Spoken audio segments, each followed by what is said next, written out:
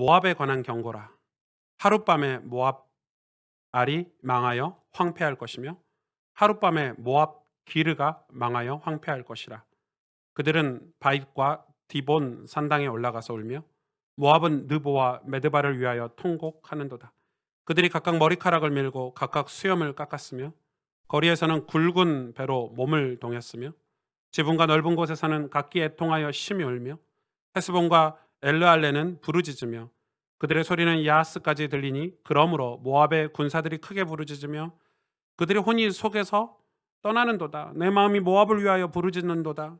그 피난민들은 소알과 에글랏 슬리시아까지 이르고 울며 루힛 비탈길로 올라가며 호로나임 길에서 패망을 울부짖으니 니무림 물이 마르고 풀이 시들었으며 연한 풀이 말라 청청한 것이 없음이로다. 그러므로 그들이 얻은 재물과 쌓았던 것을 가지고 버드나무 시메를 건너리니 이는 곡성이 모압 사방에 둘렀고 슬피 부르짖음이 에글라임에 이르며 부르짖음이 부엘 엘림에 미치며 디몬 물에는 피가 가득함이로다. 그럴지라도 내가 디몬의 재앙을 더 내리되 모압의 도피한 자와 그 땅에 남은 자에게 사자를 보내리라. 너희는 이 땅 통치자에게 어린 양들을 들이되 셀라에서부터 광야를 지나 딸 시온산으로 보낼지니라. 모압의 딸들은 아르논 나루에서 떠다니는 새 같고 보금자리에서 흩어진 새 새끼 같을 것이라. 너는 방도를 베풀며 공의로 판결하며 대낮 밤같이 그늘을 지으며 쫓겨난 자들을 숨기며 도망한 자들을 발각되게 하지 말며 나의 쫓겨난 자들이 너와 함께 있게 하되 너 모압은 멸절하는 자 앞에서 그들에게 피할 곳이 되라. 대저 토색하는 자가 망하였고 멸절하는 자가 그쳤고 압제하는 자가 이 땅에서 멸절하였으며 다윗의 장막에 인자함으로 왕위가 굳건히 설 것이요 그 위에 앉을 자는 충실함으로 판결하며 정의를 구하며 공의를 신속히 행하리라. 우리가 모압의 교만을 들었나니 심히 교만하도다. 그가 거만하며 교만하며 분노함도 들었거니와 그의 자랑이 헛되도다. 그러므로 모압을 위하여 통곡하되 다 통곡하며 기하 레셋 건포도 떡을 위하여 그들이 슬퍼하며 심히 근심하리니 이는 헤스본의 밭과 신마의 포도나무가 말랐습니다. 전에는 그 가지가 야셀에 미쳐 광야에 이르고 그 싹이 자라서 바다에 건넜더니 이제 열국의 주권자들이 그 좋은 가지를 꺾었도다. 그러므로 내가 야셀의 울음처럼 신마의 포도나무를 위하여 울리라. 헤스본이여 엘르알레여 내 눈물로 너를 적시리니 너의 여름실과 내 농작물의 즐거운 소리가 그쳤습니다. 즐거움과 기쁨이 기름진 밭에서 떠났고 포도원에는 노래와 즐거운 소리가 없어지겠고 틀에는 포도를 밟을 사람이 없으리니 이는 내가 즐거운 소리를 그치게 하였습니다. 이러므로 내 마음이 모압을 위하여 수금같이 소리를 바라며 내 창자가 기할레셀을 위하여 그러하도다. 모압이 그 산당에서 피곤하도록 봉사하며 자기 성소에 나아가서 기도할지라도 소용없으리로다. 이는 여호와께서 오래전부터 모압을 들어 하신 말씀이거니와 이제 여호와께서 말씀하여 이르되 품꾼의 정한 해와 같이 3년 내에 모압의 영화와 그 큰 무리가 능욕을 당할지라. 그 남은 수가 심히 적어 보잘것없이 되리라 하시도다. 아멘입니다. 모압 알은 모압의 수도고 이 모압 기르는 이제 두 번째 큰 도시. 뭐 그 당시에 지명들이 좀 많아서 성경 읽을 때 여러분이 좀 어려움을 겪을 수 있겠는데 어, 좀 여러 번 읽다 보면 좀 익숙해지고 이게 무슨 내용이라는 거를 성경에서 좀 살펴보면 이런 오늘같이 이제 모압에 관한 설교를 들을 때 여러분 유심히 자세히 살펴보면 이 모압에 관한 예언이 예레미야에도 있고 스바냐에도 있고 창세기에도 나오고 출애굽기 민수기에도 모압에 관한 이야기들이 나온다는 거를 이제는 알게 될 겁니다. 아, 모압이 왜 망했는지, 모압이 왜 하나님으로부터 심판을 받았는지에 대해서 살펴보고 우리가 이 모압같이 되지 않기 위해서 하나님 우리에게 교훈을 주신 거기 때문에 우리가 모압이라는 심정으로 우리의 마음과 영혼이 모압과 같이 죄악이 가득한 심정이라는 심정으로 말씀을 듣는다면 여러분에게 오늘 큰 은혜가 있을 줄로 믿습니다. 뿌리를 여러분 바꾸지 않으면 열매는 항상 그대로입니다. 뿌리가 중요하죠. 뿌리가 바뀌지 않으면 항상 열매는 그대로입니다. 우리 인생의 뿌리는 무엇일까요? 여러분 우리 인생을 설명할 길이 없잖아요. 이 땅에 태어나서 자기 의지로 태어난 사람은 단 한 명도 없고, 태어나다 보니 어쩌다 보니 태어났고, 태어나서 죽는 것도 자기 의지로 죽는 사람이 단 한 명도 없습니다. 이 땅에 살아가면서 우리 인생을 정확하게 해석한 사람도 없고요. 어, 인생이 뭐다 정의를 내리기도 어렵습니다. 수많은 철학자들이 인생의 정의를 내렸지만 사실 답이 되지 못하고, 인생의 그러나 뿌리는 성경에서 밝히기는 우리 인생의 뿌리가 바로 마음이다, 혹은 영혼이다, 이렇게 밝히고 있습니다.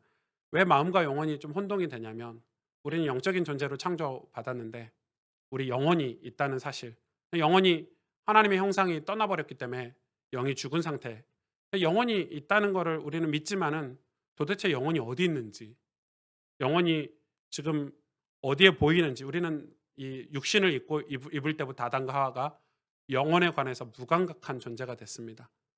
그래서 이제 구약 성경에 보면 이제 하나님 말씀을 회복하고 하나님 앞에 은혜를 받은 사람들이 이 영혼에 대한 관심을 갖기 시작했는데, 이 영혼이 이렇게 믿은 거죠. 이 영혼이 마음에 거주한다, 이렇게 믿은 거죠. 사실 솔직하게 말하면 우리 마음도 어디 있는지 사실 잘 모릅니다. 마음을 느끼기는 해요. 우리는 마음이라는 건 느끼잖아요. 마음이 뭐 괴롭다, 마음이 아프다, 마음이 즐겁다. 이 사실은 이 마음이 우리 인생에 끼치는 모든 거예요. 사실 마음이 좀 괴로우면 우리 육신이나 우리의 삶도 마음의 영향을 받습니다. 우리 사실 이 육신도 어디가 아프잖아요. 예를 들어서 뭐 이빨이 아파, 치통이 생기면 누가 건들기만 해도 짜증나요. 그쵸? 누가 건들기만 해도 짜증나요. 제가 군대 가서 이 손에 염증이 생겼는데, 이게 고참 때 염증이 생겼으면 바로 병원에 갔을 텐데, 짬밥 없을 때 이제 일병 때 이 염증이 생긴 거를 참은 거예요. 며칠간 말을 못 하겠더라고요. 근데 너무 아픈 거예요. 건들기만 해도 막 짜증이 나는데, 또 병원에 갔더니 군대 병원이잖아요. 이걸 찢어 가지고 이 염증, 하얀 염증을 걷어내고 꼬매는데, 좀 제 마음 같으면 그 장교가 좀 살살 예쁘게 이렇게 톡톡톡톡 해 주면 너무 좋겠는데, 확 찢고 확 소독하고, 와 정말, 예, 군대가 좀 그렇더라고요. 아직도 흉터가 남았어요, 제대로 안 꼬매 가지고. 근데 이게 아프니까 마음에 여유가 없어요. 짜증이 나고요. 모든 일이든 신경이 여기에 곤두서 있기 때문에, 이걸 치료받고 나서는, 저는 원래 성격이 이제 이등병, 일병 때도 '아 군 생활은 좀 고생해야 돼.' 이런 개념으로 군대를 갔는데, 진짜 고생하는 군대를 갔거든요. 의장대를 갔으니까. 그래도 저는 진짜 즐겁게 군 생활을 했는데, 이 몸이 아프니까 얼마나 짜증이 나고 힘들든지. 근데 여러분, 마음이 아프면 더 영향이 가죠. 우리가 그걸 숨기고 감출 뿐이지 사실은 마음을 감추지는 못해요. 여러분, 마음이 괴로우면 눈치 봐야 돼. '아 저 사람 왜 그러지?' 왜냐면 다 드러나요. 그래서 우리 인생의 뿌리가 마음인데, 이 마음이 보이지 않아요. 마음이 어디 있습니까? 심장에 있습니까? 뭐 머리에 있나요? 쪼개면 어디 나오나요? 예. 사실 어디 있는지도 몰라 마음이. 있긴 있는데 우리가 마음이 우리 여기에 있다고 믿는 거지, 사실 이 사람 쪼개면은 마음이 나옵니까? 안 나오지, 보이지 않는데. 마음이 있잖아요. 영혼도 있어요. 그래서 이제 이 성경에는 이 마음, 영혼을 거의 동일시하게 설명을 되게 많이 합니다. 이 마음에 영혼이 있다고 믿었기 때문에, 고대 근동 지방에서는. 그러니까 여러분, 우리 인생의 뿌리는 사실은 마음이에요. 영혼이에요. 이 마음을 고치지 않으면 우리 인생이 사실은 풀리지가 않아요. 마음의 병을 고쳐야 돼요. 여러분, 육신의 질병은 뭐 음식에서 오기도 하고, 외부의 어떤 날카로운 것에서 오기도 하고, 어떤 육신의 질병은 외부로부터 오는 게 있잖아요. 마음의 질병, 마음이 다 병들었는데 이 마음의 질병을 가져다 주는 건 무엇입니까? 성경은 분명하게 얘기하고 있어요.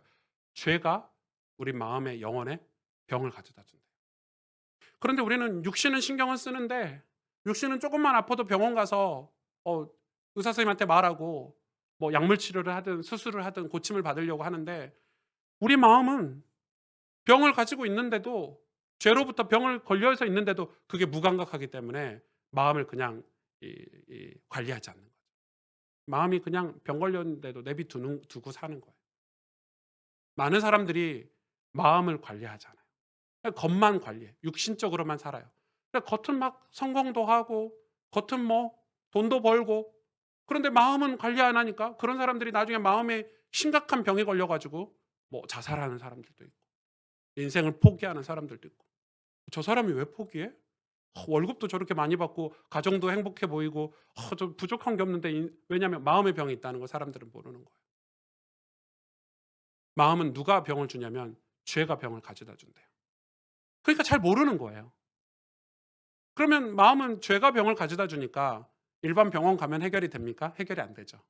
죄 문제를 해결하신 분은 예수님밖에 없잖아요. 그래서 예수님이 이사야 53장 5절에 보니까 뭐라고 말씀하셨냐면 예수님이 채찍질 당함으로 우리가 나음을 입었도다. 이 나음은 육신의 질병이 나음을 입은 게 아니라 우리 영이 나음을 입었도다. 예수님이 채찍에 맞음으로, 이 채찍은 여러분 지저스 크라이스트라는 영화가 제일 표현을 잘했다고 생각을 해요. 그 당시 상황을. 채찍에 다 갈고리가 이렇게 있어요. 낚싯바늘처럼. 이게 탁 때리면요 살에 두두두둑 박힙니다. 이걸 탁 떼내면요 살점이 두두두둑 떨어집니다. 누구에게 그 채찍을 사용했냐면 십자가형을 당하는 이 극악무도한 이 죄인에게 그 채찍을 사용했거든요. 채찍도 단계가 있어가지고 그 채찍을 탁 때려가지고요 살점이 두두두둑 박힙니다. 그럴 때 채찍을 뗄 때 얼마나 아플까요? 살점이 두두두둑 떨어지니까. 예수님이 채찍에 맞음으로 우리가 나음을 입었대요. 이게 무슨 말이에요? 우리의 우리의 병이 죄로부터 인해서 마음의 병을 갖고 있는데 그 병을 예수님이 십자가 지심으로 우리가 나음을 입었대요. 죄 문제는 다른 걸로 해결이 안 되는 거예요. 우리 영혼의 문제는 다른 걸로 해결이 안 되는 거예요. 그래서 여러분 마음이 좀 괴로워 바닷가 보고 오면 좀 좋아져? 그때뿐이에요. 사실 우리 마음의 병은 근데 마음의 병이 없는 사람 있는가요? 성경에 의인은 없나니 하나도 없다고 기록되어 있어요. 로마서에. 하나도 없어요. 그래서 여러분 야고보서에도 제가 오늘 성경 구절은 얘기 않겠지만 살펴보세요. 야고보서 5장 15절에도 믿음의 기도는 병을 낫게 하는 힘이 있대요. 근데 사람들이 이 기도를 다 육신적인 거에 적용해 가지고 목사님들이 어디 아프시면 믿음의 기도를 드려라 하는데 그 뒷말을 해석을 안 해서 그래요. 그 뒤에 뭐라고 써 있죠? 죄 사하는 능력이 있다고 그래요. 그러니까 이 병이 육신의 질병이 아니라는 걸 뒤에 성경은 야고보서는 증명하는 거예요. 죄 사하는데 육신의 질병이 아니에요. 우리 마음의 질병을 얘기하는 거예요. 그래서 이 마음이 여러분 병들어 있기 때문에 여러분 교회를 다녀도 마음으로 교회를 다녀야 되는데 육신으로 교회를 다녀요. 요즘 시대는. 그러니까 예전하고 지금하고 차이가 있는 게 예전에는 교회를 마음으로 다녔어요. 괴롭고 힘들 때 주님 만나고 은혜 받고 내 마음이 위로를 받기 위해서 은혜를 받기 위해서 교회를 갔는데 요즘은 교회 갈 때 다 육신으로 교회를 가요. 마음은 다 감춰요. 여러분 주일날 교회 준비하실 때 막 오늘 신발 뭐 신고 갈까? 옷 뭐 입고 갈까? 물론 그걸 신경 쓰지 말라는 말은 아니에요. 빠자마 입고 교회 오시면 안 되잖아요. 그러나 우리가 교회를 갈 때 우리 마음으로 하나님을 예배하고 마음의 은혜를 받기 위해서 교회를 가지 않는다는 거예요. 이사야서 1장에 하나님이 역겹다고 하신 거하고 똑같지 않습니까? 너희가 이 절기 때 재물을 산더미처럼 내 앞에 쌓아놓고 가지만 너희가 내 마당만 밟고 가는구나. 나는 제사를 원하지 않고 재물을 원하지 않아. 나는 인애를 원해. 순종을 원해. 이렇게 말씀하셨거든요. 그러니까 마음이 그대로예요. 교회를 다니는데 교회를 한 3년, 뭐 5년 다니면 안수 집사도 주고 권사도 주고 장로도 주고 교회 열심히 성실하게 다니면 직분도 맡고 다 그러는데 마음은 그대로인 거예요. 마음은 병든 상태로 그대로 관리가 안 된 거예요. 그러니까 뭐 섭섭하니 하나님을 원망하니 뭐 문제가 잘 안 풀리면은 하나님이 뭐 왜 그러시니 살아 계시니 안 살아 계시니 왜요? 내 육신을 가지고 교회를 다니기 때문에 내 마음을 고치려고 내 마음을 치료하려고 하나님 앞에 기도하지도 않는 거예요. 교회를 가면 다 육신 문제 때문에 교회를 와요. 그리고 그 육신 문제가 해결되면 교회도 예수님과 친밀한 관계를 맺지 않으려고 하는 거예요. 여러분 그건 중요하죠. 우리 인생의 뿌리는 이 마음이에요. 영혼이에요. 더 정확히 이야기하면. 예수님을 만나면 치유를 받고 그래서 성경은 이렇게 얘기하고 있어요. 사도 바울이 주로 많이 표현을 했죠. 그리스도 안에서 온전하여짐이니라. 뭐가요? 우리 마음이 온전해지는 거예요. 그럼 마음이 건강하고 마음이 여유가 있으면 우리 삶은 진짜 그릇이 커지잖아요. 예수님 시대 때 수많은 죄인들이 예수님을 만났는데 뭐 삭개오 같은 인물들 그 인물 하나하나 제가 마태복음 뭐 사복음서를 언제 또 설교할 기회가 있겠지만 인물 하나하나 예수님 만난 걸 성경에 기록해 놓은 게 우리하고 관련이 안 된 게 하나도 없습니다. 이 삭개오는 분노가 가득한 사람이었어요. 이 삭개오에 대한 문헌이 있는데 그걸 살펴보니까 삭개오는 분노가 가득했어요. 악이 가득했어요. 그래서 복수하는 심정으로, 왜냐하면 삭개오가 이스라엘 백성들에게 그렇게 많이 놀림을 당하고 손가락질 당하고, 삭개오도 먹고 살기 위해서 어쩔 수 없이 하던 일들인데 저 민족을 팔아먹은 놈이라고 욕하고 비난하고 이러니까 분노가 가득해서 더 악하게 재물을 모으고 더 악하게 이스라엘에게, 자기 민족에게 악독을 행했다고 기록되어 있어요. 그러니까 뭐예요? 마음의 질병인 거죠. 돈은 많이 모이고 민족 배반해가지고 돈은 많이 모으고 로마의 앞잡이 노릇도 하고 돈은 많이 모으는데 마음은 평안하지 않는 거예요. 이 삭개오가 너무너무 괴로우니까 마음이 예수님 지나갈 때 그 뽕나무에 올라가가지고 예수님 한번 보려고, 예수님 말씀 한번 들으려고. 그 은혜죠. 그래서 예수님을 만난 삭개오가 어떻게 변화됐냐고 문형에 기록됐냐면 그 마음이 자유를 얻었대요. 그 마음이 안식을 얻고 평안을 얻었대요. 그러니까 그전에는 사람들이 하는 얘기가 다 복수로 바뀌었는데 예수님 만나고 나선 사람들이 하는 얘기가 이제는 신경을 쓰지 않는 거야. 왜? 마음이 예수 그리스도 안에서 온전해졌기 때문에 사람들이 무슨 얘기를 해도 이제는 삭개오는 신경 쓰지 않고 남은 인생 그들을 용서하고 사랑하고 복음 전하는 인생을 살았다고 기록하고 있어요. 우리 그러잖아요. 우리가 새로워졌다. 저 사람 변화됐다. 육신이 변화된 건가요? 아니죠. 마음이 변화된 사람을 얘기하죠. 마음이 바뀐 거예요. 마음이 우리 인생의 사실은 그릇이에요. 그쵸? 저도 제가 마음이, 제 영혼이 은혜를 못 받을 때 제가 진짜 화가 많았고 분노가 많았고 억울한 거, 막 짜증 이런 게 진짜 많았어요. 정말 저는 그때 제가 왜 그런지 몰랐어요. 그런데 마음이 은혜를 못 받고 있을 때, 우리 마음이 하나님으로부터 그 내려오는 십자가의 그 보혈의 은혜를 공급받고 있지 못할 때, 여러분, 그래서 우리는 이 마음을 가꾸고 영혼을 지켜야 돼요. 사단은, 마귀는 우리 마음을 공격하지 우리 육신을 공격하지 않아요. 우린 자꾸 육신 얘기를 하는데 교회에서 그렇지 않아요. 우리 마음을 공격하고 우리 영혼을 공격해요. 육신은 부유하게 만든다니까요. 그래서 온통 신경을 육신에 가게 만들어요. 아담과 하와를 그렇게 꼬셨잖아요. 네가 하나님처럼 될 거다, 눈이 밝아서. 그래서 우리에게 모든 걸 다 주는 것 같지만 결국 우리 영혼을 빼앗아 가버려요. 그럼 어디예요? 영혼이 뺏기면 지옥이잖아요. 우리 영혼을 빼앗기고 마음을 빼앗기면 우리가 이 땅에서 주님 늘 섭섭하고 짜증내고 원망하고 이 신앙이 자라지 않아서 어린아이 같은 마음으로 살다가 하나님 주신 사명도 감당하지 못하고 인생을 마감하는 거예요. 단단한 음식을 씹지도 못하고. 그러니 저와 여러분이 오늘 이 모압을 통해서 도대체 모압이라는 이 나라, 모압이라는 사람, 모압의 역사, 뿌리를 찾아서 볼 건데요. 우리 마음의 뿌리를, 우리 인생의 뿌리를 여러분 찾아보시고, 혹시 우리가 모압처럼 살고 있지는 않는지, 우리가 암몬처럼 살고 있지는 않는지 오늘 살펴보기를 원합니다. 모압을 통해서 우리가 봐야 될 것은 오늘 마음이고 우리의 중심인데, 오늘 모압이 뭐라고 얘기하고 있냐면, 이사야서 16장 6절에 보니까 우리가 모압의 교만을 들었나니, 마음이 교만하다는 거예요. 이 교만은 육신이 교만이 아니잖아요. 모압의 교만을 들었나니 그냥 교만한 게 아니야. 심히 교만하도다. 그가 거만하여 교만하며 분노함도 들었거니와 그의 자랑이 헛되도다. 그러니까 지금 모압은 거만하고 교만하고 심지어 분노까지 있어. 근데 뭐도 있냐면 자랑도 있는 거야, 자랑. 근데 이 자랑이 뭐라고 기록되어 있냐면 헛되대요. 왜 자랑이, 모압이 도대체 뭘 자랑했고 왜 그 자랑이 헛된지를 오늘 좀 살펴볼 거예요. 성경 구절이 좀 많으니까 잘 따라오셔야 돼요. 오늘 가정에서 예배하시는 분들 이 설교를 오늘은 다른 날보다 조금 더 많이 잘 따라오셔야 돼요. 왜냐하면 모압을 설명하기 위해서 되게 복잡한 과정을 거쳐갈 거예요. 창세기 19장 30절에서 38절에 보면 이 모압이 어디서 시작되었는지 기록하고 있어요.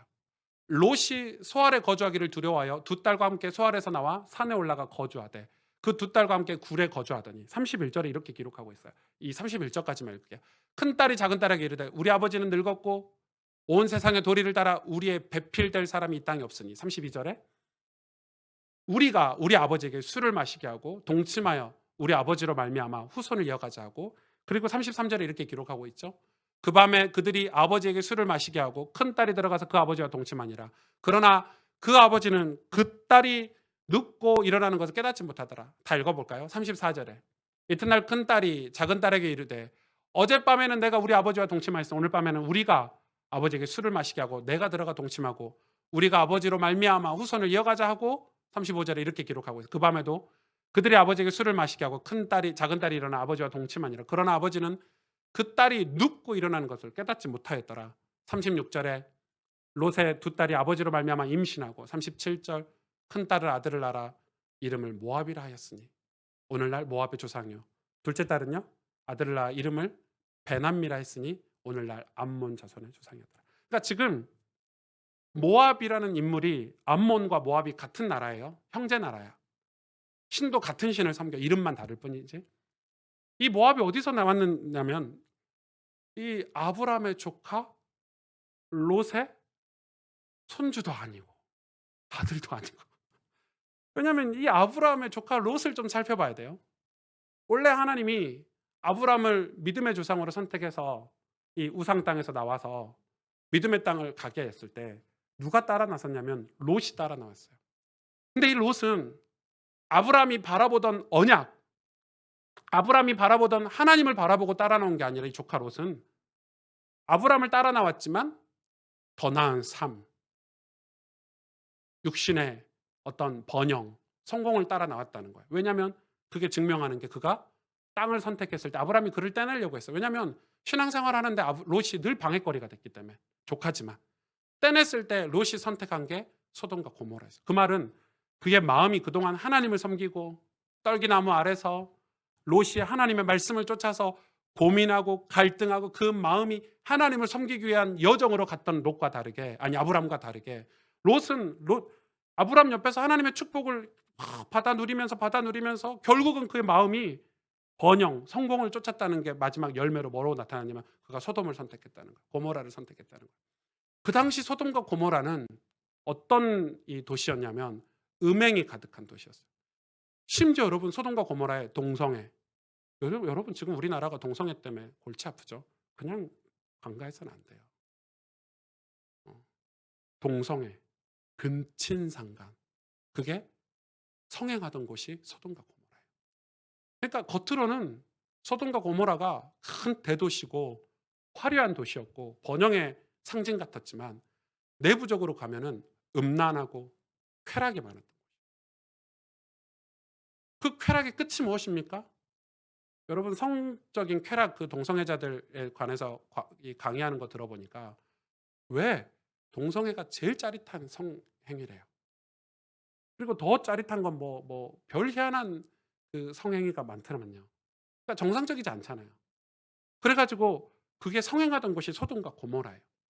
그러니까 근데 하나님은 소돔과 고모라가 너무 타락했기 때문에 유황불로 소돔과 고모라를 멸하시기로 작정하셨어요. 그리고 그걸 누구에게 알려주시죠? 아브라함에게 알려주시죠. 믿음의 사람에게 알려주시죠. 아브라함이 거기에 조카가 있잖아요. 조카의 가족이 있잖아요. 그래 기도하는 거예요. 하나님 의인이 50명만 있으면 40명만 있으면 결국 의인이 없어가지고요. 소돔과 고모라를 롯 가족에게만 미리 알려주고 다 유황불로 멸하십니다. 롯 가족이 나오다가 누가 뒤돌아보다 소금 기둥이 됐죠? 이 소금 기둥을 보세요. 나중에 스바냐에도 나오거든요. 롯의 아내는 그 미련을 버리지 못해서 소금 기둥이 돼요. 이 롯과 두 딸이 나왔는데 여러분 롯과 두 딸이 나왔으면 어디로 가야 돼요? 어디로 가야 돼요? 아브라함에게 가야죠. 아브라함의 민족에게 가야죠. 왜 아브라함 때문에 살았으니까. 아브라함이 알려줘서 살았잖아요. 아브라함에게 가야 되는데 어디로 가요? 산속으로 가요. 동굴에 거예요. 세 명이서. 웃기죠. 왜요? 죽어도 싫은 거예요. 하나님께 돌아가기는. 자존심. 자존심. 그래서 거기서 이 둘 딸들이 생각한 거예요. 뭐예요? 자손을 낳기 위해서. 우리가 언약의 자손을 낳기 위해서 아버지하고 이 근친상간에서 자손을 낳자. 이건가요? 아니에요. 소돔과 고모라에서 이미 익숙해진 둘 딸들은 순순히 쾌락 때문에 술을 먹여서. 롯이 어땠어요? 생각해보세요. 딸들이 주는 술에 얼마나 취했는지 이 몸이 동침하는 것도 깨닫지 못했어요. 완전 타락한 상태예요, 마음이. 그래서 낳은 아들들이 모압과 암몬이에요. 자, 이게 뿌리예요. 소돔과 고모라가 뿌리예요. 모압과 암몬의 뿌리가 뭐냐면 소돔과 고모라예요. 보세요. 예레미야 48장 26절에 모압으로 취하게 할지어다. 이는 그가 여호와에 대하여 교만함이라. 그가 토한 것에서 뒹굴므로 조롱거리가 되리로다. 48장 29절에 우리가 모압의 교만을 들었나니 심한 교만. 곧 그의 자고와 오만과 자랑과 그의 마음의 거만이로다. 48장 42절에 모압이 여호와를 거슬려 자만하였으므로 멸망하고 다시 나라를 이루지 못하리라. 자, 모압이 교만한 이유는 그의 뿌리가 뭐였기 때문에요? 소돔과 고모라였기 때문에. 그래서 어릴 때부터 어떤 교육을 받고 자라느냐는 굉장히 중요해요. 그 뿌리를 끊어내지 못한 거죠. 롯이 거기서 그 심판을 다 보고 유황불로 다 불타는 걸 보고 나왔으면 자녀를 교육해야 되는데 같이 술을 먹고 같이 성적으로 타락하고. 모압과 암몬이 어떻게 자랐을지 여러분 알겠죠? 오히려 롯을 사랑하고 롯을 위해서 눈물로 기도하고 롯을 예수님께 시온으로 인도하려고 했던 아브람에 대해서는요, 이때부터 모압과 암몬은 이상하죠. 모압과 암몬이 롯을 미워하고 자기 엄마들을 미워하는 게 아니라 롯과 자기 엄마들이 아브람보다 더 어렵게 산 거를 두고 아브람 가문을 싫어하기 시작해요. 여러분 그런 거 있잖아요. 그게 질투도 아니고 이제 이 모압이 자기 민족을 이뤄서 아브람 가문을 질투하고 미워하는 장면이 창세기부터 계속 나옵니다. 계속 나옵니다. 대표적인 장면이 이제 살펴볼 건데 그들이 악착같이 성공해가지고요, 모압과 암몬이라는 도시를 이루고 나라를 이루는데 나중에 이 아브람 가문, 다시 말해서 이스라엘을 적대시하고 그들이 은혜 받는 것을 계속해서 비난하고 방해하고 그들이 타락하고 멸망하도록 계속 교육을 하는 거예요. 자, 보실래요? 그게 신명기 23장 33절 4절에 나와 있어요. 이스라엘과 이제 그릇된 관계가 형성이 되는데 암몬 사람과 모압 사람은 여호와의 총에 들어오지 못하리. 이건 저주죠. 그들에게 속한 자는 10대뿐만 아니라 영원히 여호와의 총에 들이. 그러니까 암몬과 모압은 하나님의 총에, 다시 말해서 천국에 입성하지 못한다고 저주하시면서 그 이유를 설명하고 있어. 4절에 보니까 그들은 너희가 애굽에서 나올 때 떡과 물로 영접하지 아니하고. 누구를요? 이스라엘 백성을. 메소포타미아 부돌 사람 부올의 아들 발람에게 뇌물을 주어 너희를 저주하게 하려 하였으나. 이 사건이 민수기 21장에서 25장까지 나와 있어요. 여러분 나중에 민수기 읽어보시면 무슨 사건이냐면 이스라엘 백성이 홍해를 건너서 출애굽을 해요. 사실 광야를 지나가면 딱 만나는 민족이 모압과 암몬이에요. 이 모압과 암몬을 만났는데 물과 음식으로 당연히 자기 삼촌, 자기 같은 민족이잖아요. 롯이고 아브람이니까. 그 광야길을 걸어가는 자에게 물과 음식을 대접해야 되는데 떡과 물을 그거 대접도 안 했어. 그것도 괜찮은데 이 발람에게 뇌물을 줘. 직접 공격하기가 힘들고 직접 괴롭히기가 힘드니까 발람에게 뇌물을 줘가지고요, 이스라엘 백성이 멸망하도록, 타락하도록 뒤에서 조종해요. 그래서 여러분 이 민수기 25장에 보면 이렇게 25장 2절에 그 여자들이 자기들의 신들에게 제사할 때 이스라엘 백성을 칭함해 백성이 먹고 그들의 신들에게 절함으로. 무슨 말이냐면 민수기 25장 1절에 이스라엘 백성이 모압 여자들과 음행하였다고 기록되어 있어요. 이 이스라엘 백성이 광야에서 모압 여자들과 음행했는데 이게 이 전략을 가지고 접근한 거라는 거예요. 근데 그 여자들과 음행한 게 뭐라고 기록되면 이 장에 오늘 여자들이 자기 신들에게 제사할 때 이스라엘 백성을 청했어요. 그러니까 생각해 보세요. 몸을 섞었기 때문에 여자의 말을 듣는 거예요. 그러니까 여자들이 자기 신이 누군지 제가 설명할 건데 이 모압 신, 암몬 신에게 이스라엘 백성이 그때 절했대요. 여러분 이스라엘 백성이 가나안에 그냥 못 들어간 게 아니에요. 모압의 신을 섬겼어요. 그에게 제사하고 절했어요. 이스라엘 백성은 그냥 가나안에 안 들어. 하나님이 이스라엘 백성을 그냥 광야에서 뺑뺑이 돌려서 너희들 가나안 땅에 들어가지 마가 아니에요. 너희들 불평했으니까 원망했으니까 들어가지 마가 아니에요. 하나님 그렇게 쪼잔하신 분이 아니란 말이에요. 근데 이스라엘 백성이 모압 여자들과 음행하고 그들이 섬겼던 신을 섬겼대요. 열왕기상 11장 3절 8절에 보면 솔로몬이 나오는데 사실 모압이 다윗 왕조 때는 모압이 다윗 왕조를 섬겼거든요. 근데 솔로몬 때도 이 다윗 왕의 그 강력한 힘을 가지고 계속 왕조를 이루었는데 조공을 바치는데 여자를 조공을 바쳤어요. 모압 여자를. 근데 솔로몬은 뭘 허락을 했냐면 다윗은 허락하지 않았거든요, 산당을. 솔로몬이 허락한 유일한 잘못은 그 여자들이 자기 신을 섬기는 걸 허락한 거예요. 그래서 이 열왕기상 11장 7절에 이렇게 기록되어 있어요. 모압에 가증한 그모스를 위하여 예루살렘 앞산에 산당을 지었고 또 암몬 자손에 가증한 몰록을 위하여 그와 같이 하였어요. 여러분, 예루살렘 바로 앞에다가 그 모압 여자들이 조공으로 솔로몬의 첩으로 온 여자들이 그모스와 몰록의 산당을 지었대요. 몰록 여러분 공부하셨죠? 몰록 공부하셨잖아요. 그모스는 모압의 신이고 암몬의 신은 몰록이에요. 말렉 이러거든요. 똑같은 신이에요. 자, 그모스 보여주실래요? 사진으로. 여러분 너무 그때도 보셨잖아요. 어떤 신인지. 이 그모스는 몰렉과 똑같은 신이에요. 황소를 머리하고 저기 황소 안에 불을 태우는 신인데 뭘 바쳤어요? 어린 자녀들을 불로 태웠어요. 그럼 번영의 신이에요.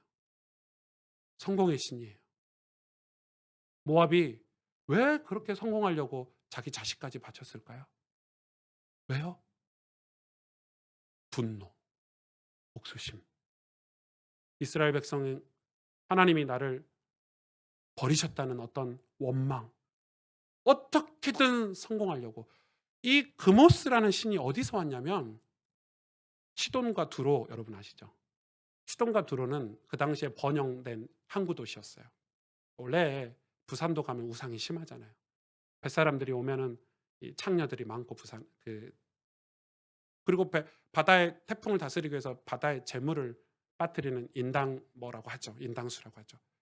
사람을 빠뜨려서 그 태풍의 신, 바다의 신을 잠잠케 하는 그 드론과 시돈의 신을 이 암몬과 모압이 받아들인 거라고 역사에 기록돼요. 드론과 시돈은 하나님께 완전 저주받은, 거기는 완전 안 믿는 민족이고, 그러니까 이 모압과 암몬이 하나님의 백성 롯의 자손인데 세상 신을 그대로 받아. 왜? 이유는 하나예요. 성공하기 위해서.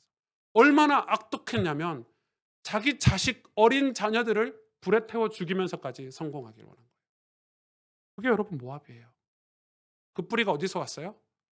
왜 하나님이 소돔과 고모라를 유황불로 태웠냐? 우리가 잘 살고 있는데.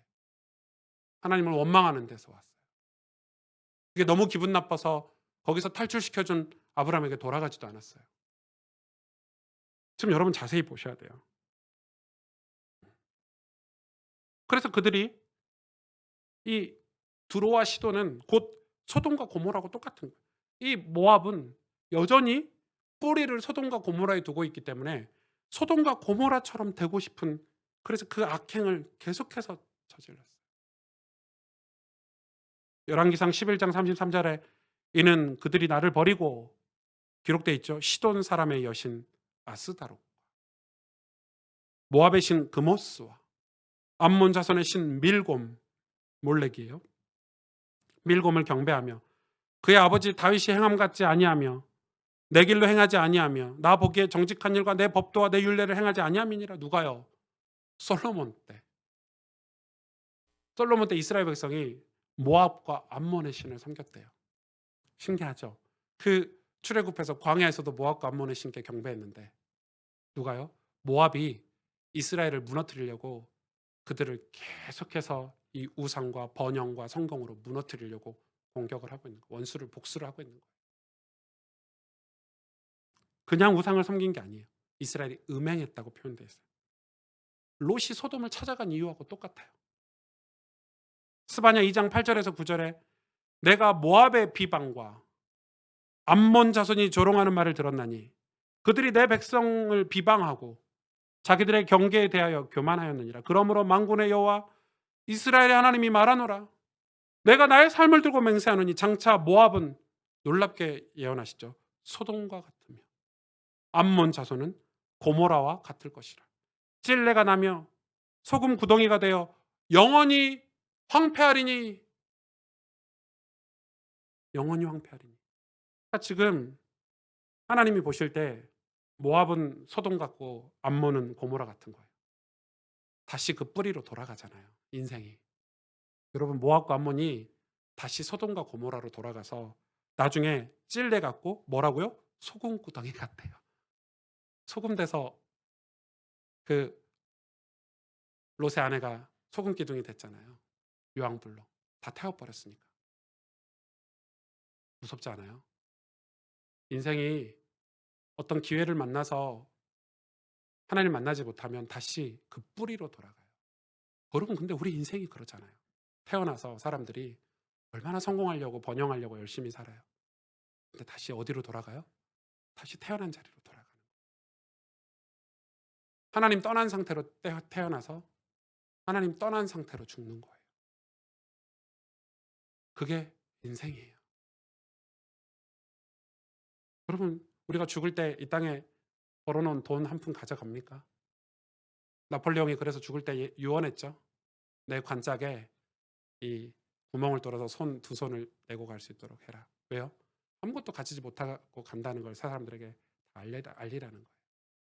그 땅을 많이 정복하고 세계를 호령했던 나폴레옹 장군이 죽을 때 관에 손 하나 아무것도 가지지 못하고 간다는 걸, 자기가 허무함을 이 자기 백성들에게, 사람들에게 교훈하기 위해서 그렇게 유언했죠. 모압과 암몬이 자랑하는 것은 무엇입니까? 그들이 자랑하는 것은 곧 음행이고 타락한 걸 자랑했어요.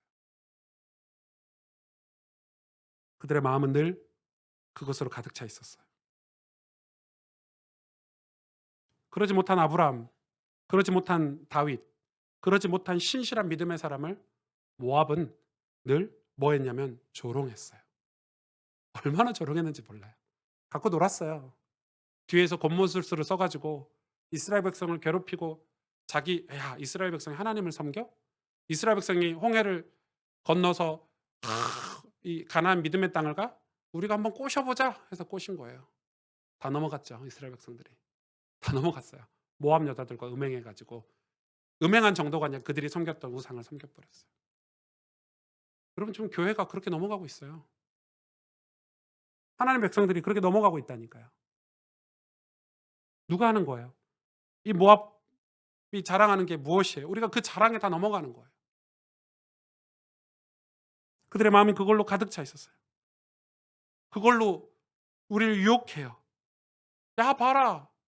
우리 소돔 봐라. 고모라 봐라. 아브라함이 하나님이 아니었으면, 하나님의 하나님께서 아브라함에게 직접 그거를 설명하지 않았으면 아브라함도 소돔과 고모라를 육신의 눈으로는 택했을 수도 있어요. 아브라함은 그러나 소돔과 고모라를 택하지 않았어요. 시온을 택했어요. 하나님께 예배하는 걸 택했고요. 믿음을 택했죠. 여러분, 지금도 마찬가지예요. 하나님이 오늘 스바냐의 말씀처럼 이렇게 맹세한 적 있나요? 하나님이 이렇게 여러분, 저는 성경 어디를 봐도 이렇게 저주하신 거 처음 봤어요. 내 삶을 두고 맹세하노니. 하나님이 삶이 어디 있어요? 하나님 전체 존재를 두고 맹세하노니 모압은 소돔이 되고 암몬은 고모라가 되리라. 하나님 공의죠, 공의. 우리 인생은 은혜를 힘입지 않으면 우린 지옥에 가게 돼 있어요. 하나님 맹세하신 거예요. 맹세하신 거예요. 그리고 찔레가 돼요, 인생은. 찔레가 뭐예요? 남 찌르는 거잖아요. 우리의 마음의 죄 문제를 해결하지 못하면, 마음의 질병을 고치고자 하면 우리 인생은 찔레가 돼요. 남을 찌르는 인생이 돼요. 모압처럼, 암몬처럼. 남 찔러요. 여러분, 우리 마음이 좀만 악독하거나 우리 마음에 병이 있으면 내 주변 사람 찌르잖아요. 아닌가요? 음. 저도 그러거든요. 저희 와이프가 정신 차리라고 얘기할 때가 있어요. 왜 그래? 왜 이렇게 짜증이 많아? 이럴 때. 딱 내 마음이 내가 짜증 섞인 행동과 말을 왜 하지? 내 마음이 뭔가 불편한 거야. 마음이 속 시끄럽다 그러죠. 속이 시끄러운 거지. 그럼 나도 모르게 다른 사람 찌르는 거예요.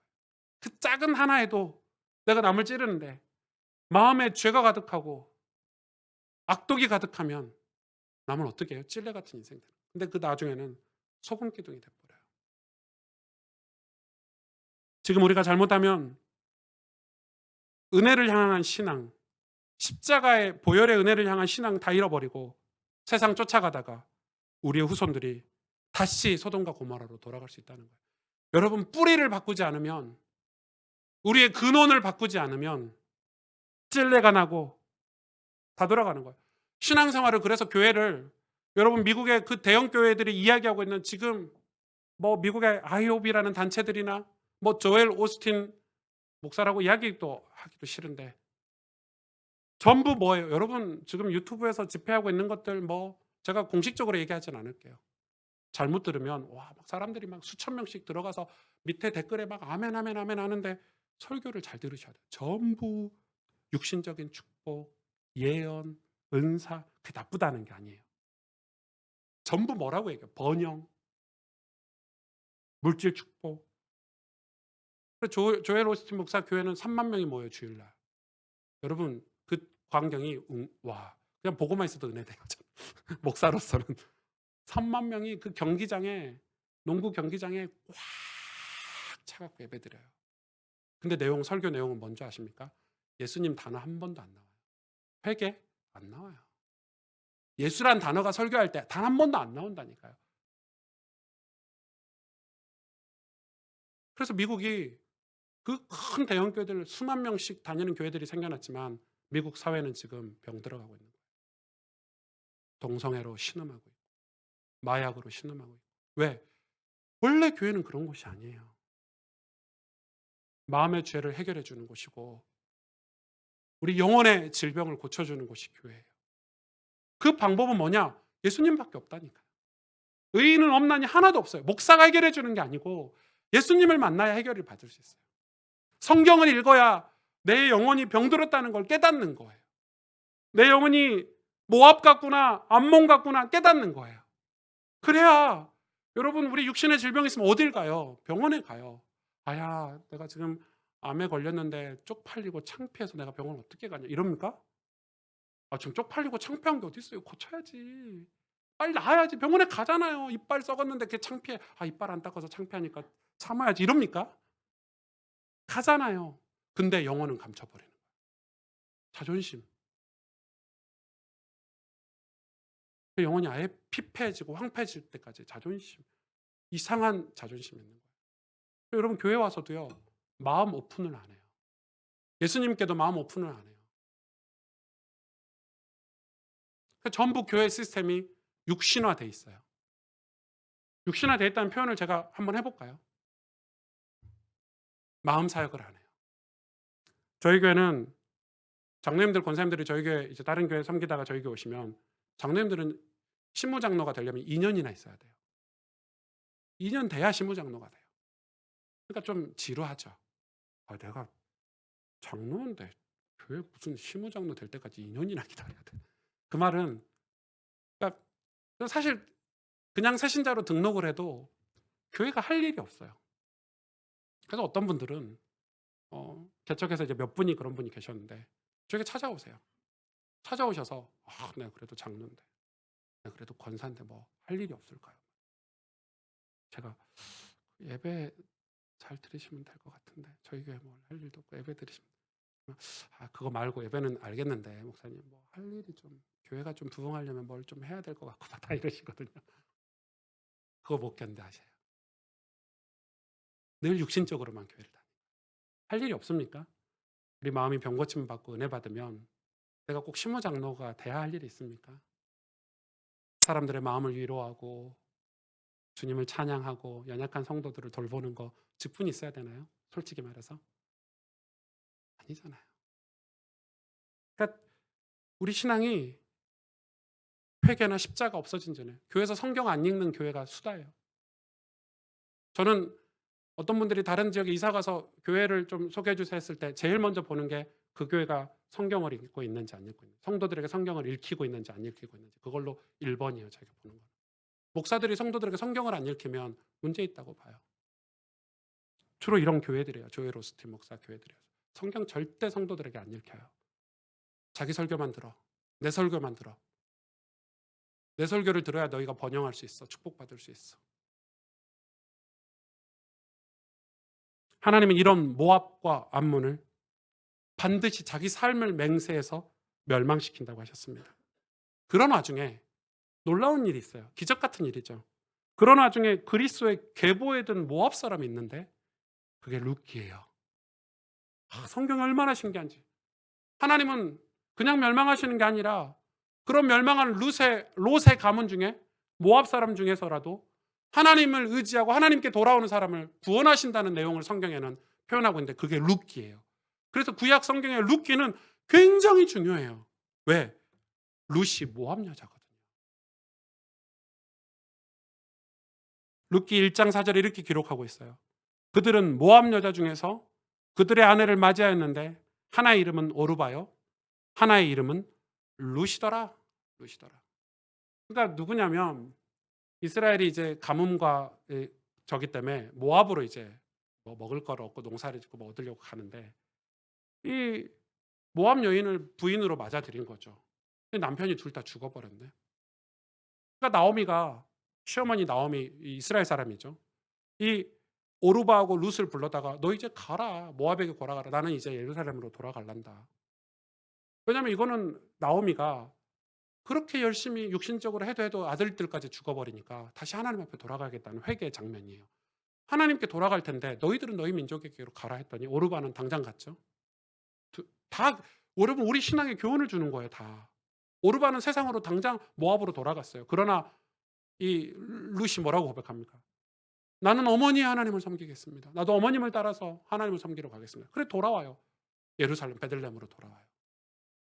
돌아왔는데 그 당시 정책 중에 이 나오미 가문, 그러니까 죽은 나오미 남편의 가문 중에 부자가 하나 있었어요. 그 사람이 보아스예요.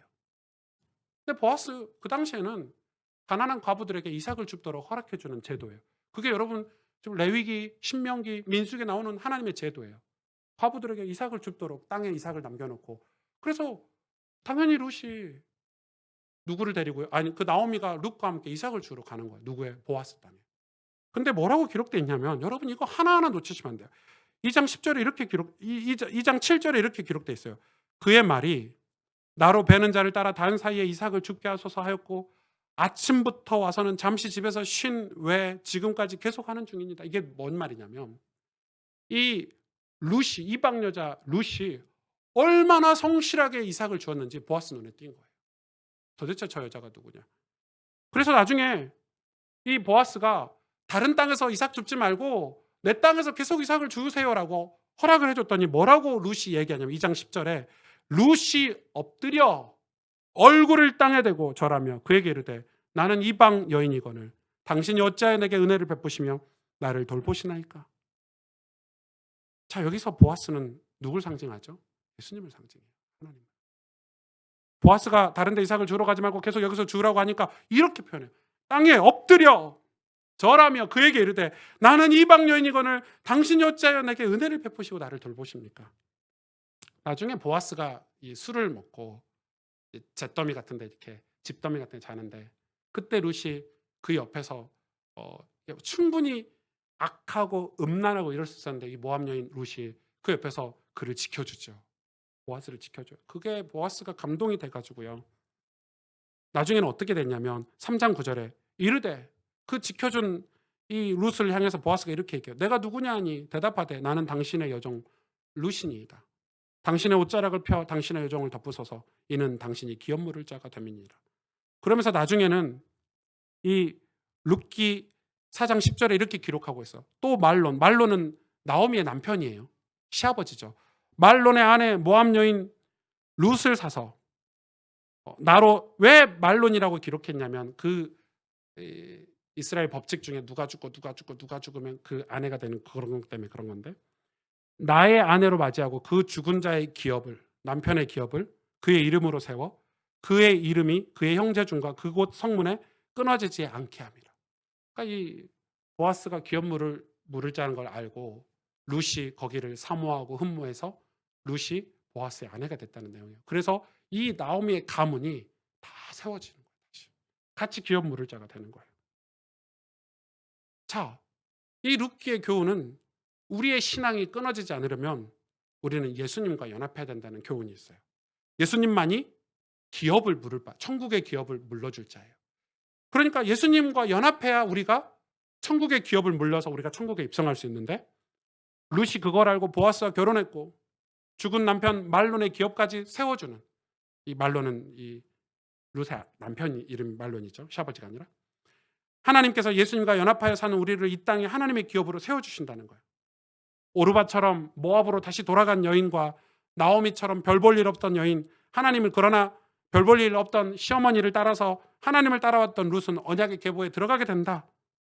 이 룻의 자녀가 누굽니까?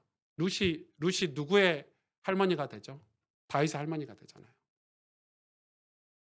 비록 모압 여자지만 하나님은 모압 사람이라고 다 황폐하게 소돔과 고모라처럼 멸망하진 않으세요. 거기서 나와서 예수님 안으로 들어간 자는 이렇게 기업을 물러받을 수 있다라고 우리에게 교훈해 주시는 거예요. 자, 오늘 말씀을 좀 정리할게요. 지금 뭐라고 얘기하냐면 모압과 암몬의 자랑이 하나님 헛되다고. 오늘 이사야서 본문을 다른 성경에는 이렇게 표현합니다. 너희들의 허풍이 헛되도 되리. 허풍이라고 표현되어 있더라고요. 자랑을 허풍이라고 표현해놨어요. 모압과 암몬이 평생을 허풍치면서 사는 거예요.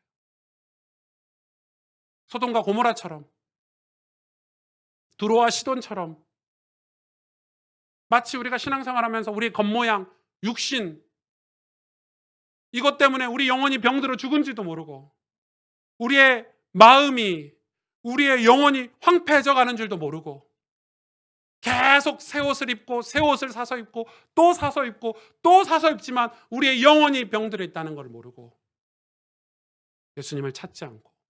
여러분, 육신을 위한 신앙생활을 하면요, 교회에서 예수님 안 찾아도 돼요. 육신을 위한 신앙생활 하면 성경 안 읽어도 돼요. 교회 다니는데 지장 없어요. 예수님 안 찾아도. 목사도요, 성도들 많이 모으려면 예수님 얘기 안 해도 돼요.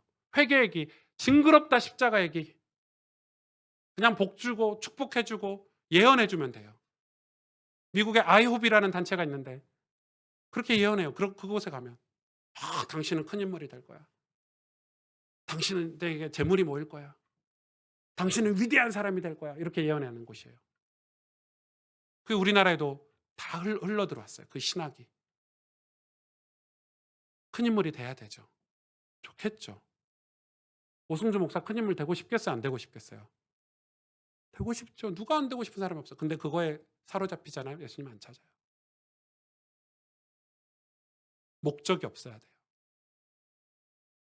교회는 목적이 없어요. 목적은 예수님밖에 없어요. 우리 인생의 유일한 목적은 은혜 받는 거예요.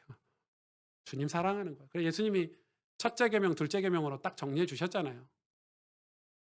하나님은 온 마음과 정성을 다해 사랑하는 게 첫째 계명이고, 둘째 계명은 내 이웃을 내 몸과 같이 사랑하는 거예요.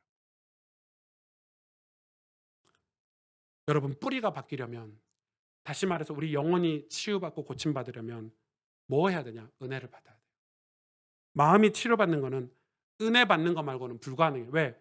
죄가 상처를 줬기 때문에, 죄가 마음을 공격하고 있기 때문에 죄에서 벗어날 수 있는 거는 은혜밖에 없어요. 영화 한 편 본다고 마음이 치료되지 않아요.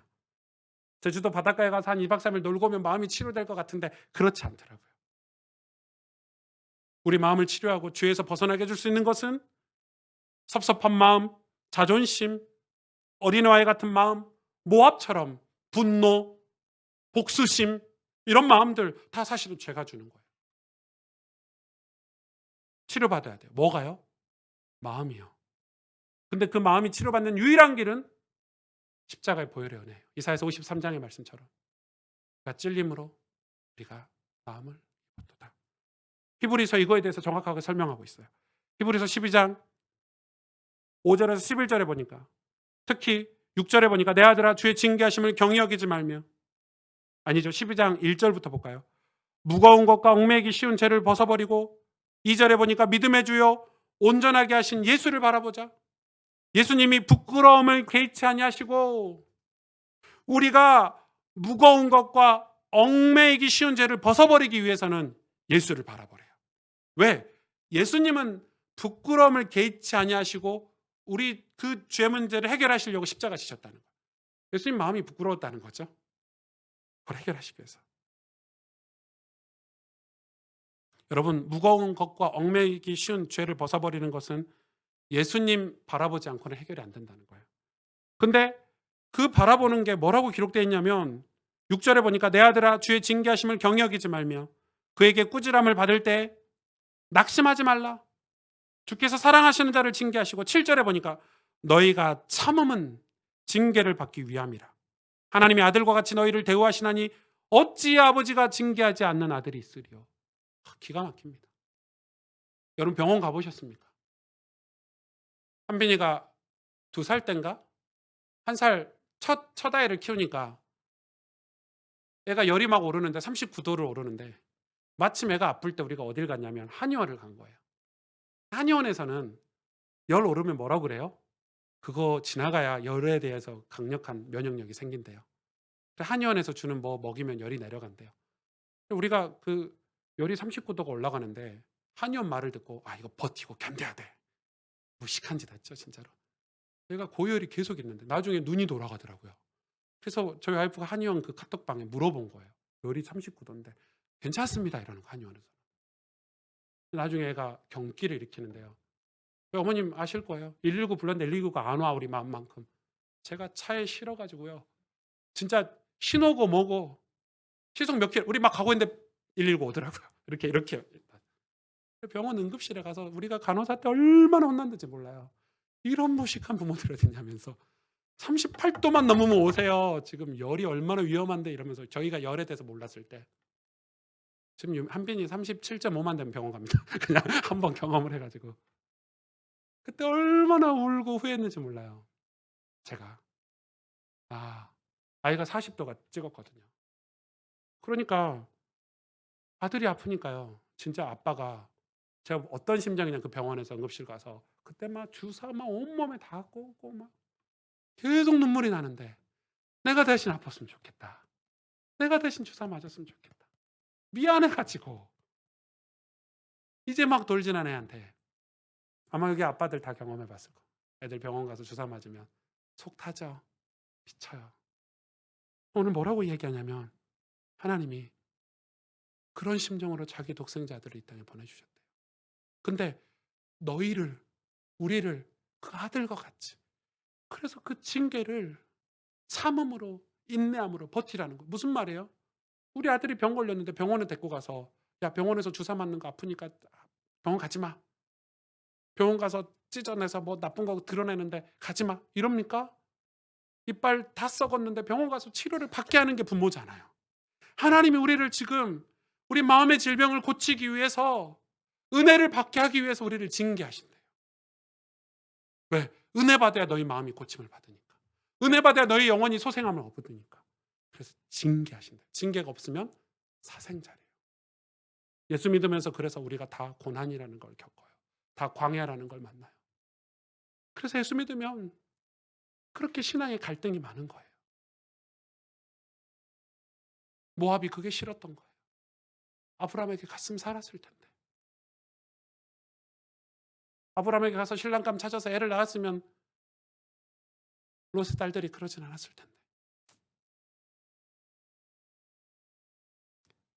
히브리서 12장 15절에 16절에 너희는 하나님의 은혜에 이르지 못하는 자가 없도록 하고 또 쓴뿌리가 나서 괴롭게 하여 많은 사람이 이로 말미암아 더럽게 되지 않게 하며 음행하는 자와 혹 한 그릇 음식을 위하여 장자의 명분을 판 에서와 같이 망령된 자가 없도록 살피라.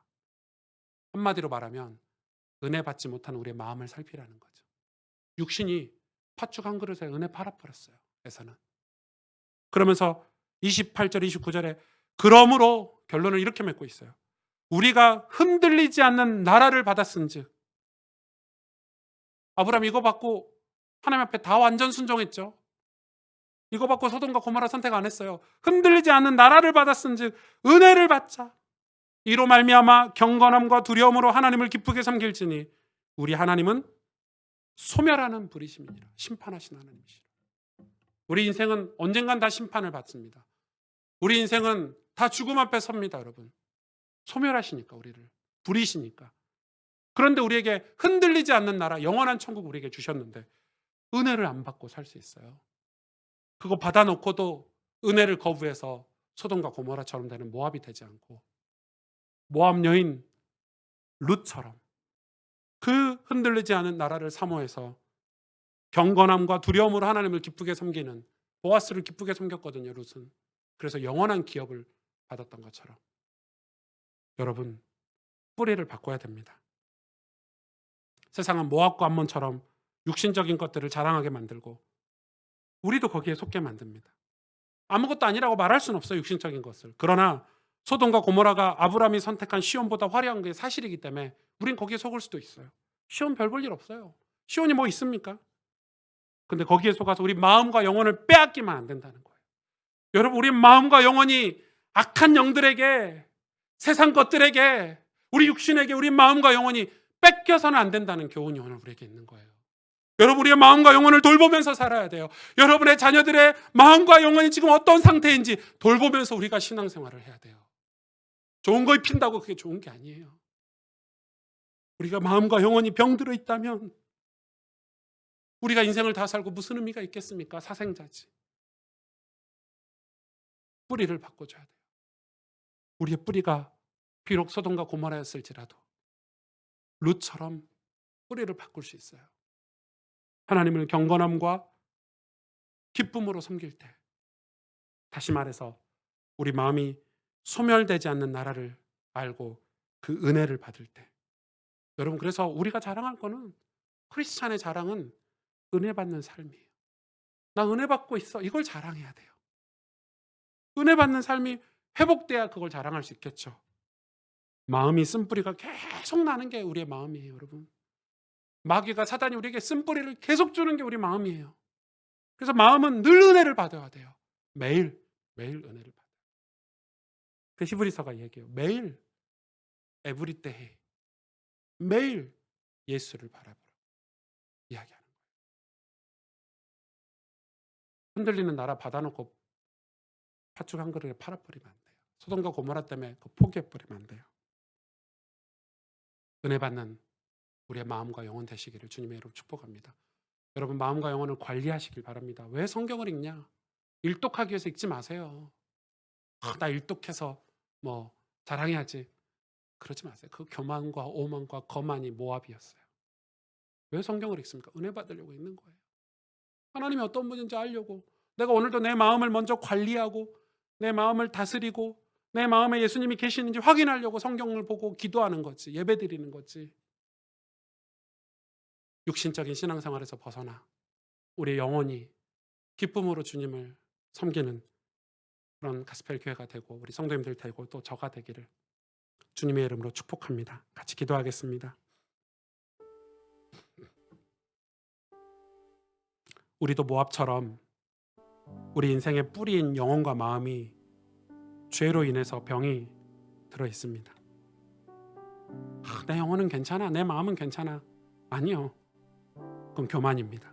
의인이 한 명도 없다고 기록되어 있습니다. 사람들은 내 영혼과 마음이 병들어 있는 줄도 모르고 은혜를 구하지 않고 우리 육신을 자랑하고 하나님의 은혜 없이도 잘 산다는 걸 자랑하고 오히려 하나님이 주신 은혜를 하찮게 여기고 그 은혜를 괴롭히며 살진 않습니까? 외면하고 살진 않습니까? 그런데 열매는 뿌리가 맺습니다. 뿌리가 소돔과 고모라이기 때문에 모압은 소돔과 고모라의 열매를 맺어버렸습니다. 룻은 그 뿌리를 바꿨습니다. 별 볼 일 없는 나오미를 따라 은혜를 선택했고 기업 물을 자를 선택했습니다. 예수님께서 십자가 지심으로 우리 영혼의 병을 고쳐주신다고 말씀하셨습니다. 죄에서 우리 영혼과 마음이 벗어날 수 있는 길은 예수님밖에 없습니다. 예수님을 만나야 우리 영혼과 마음이 다시 살게 됩니다.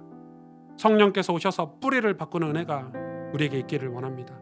주님의 마음으로 새롭게 우리 마음이 변화되어서 주님의 마음이 내 마음이 되어서 주님의 길 가기를 원합니다. 룻처럼 기업 물을 자로 세워져 우리 자손들이 대대로 은혜 받는 가문이 되기를 원합니다. 우리 교회가 은혜의 교회, 은혜의 공동체가 되기를 원합니다. 주님, 나의 마음 선한 것 하나 없는데 주님 마음, 우리에게 주옵소서. 우리 이 시간 오늘 말씀을 붙잡고 내 영혼과 마음을 위해서 간절히 기도하도록 하겠습니다. 하나님 감사합니다. 주님,